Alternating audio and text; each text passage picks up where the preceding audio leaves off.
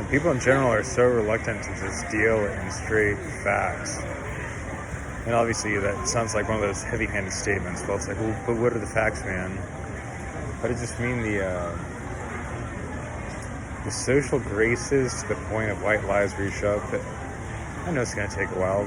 No pressure, super low-key, no passive-aggressive, direct or indirect statements about is this going to take a while or whatever. Let's go, oh man, it's so empty. Oh, good to know. I know you guys are always busy. Oh man, you just blink, you just close your eyes for a second, we'll be done. Okay.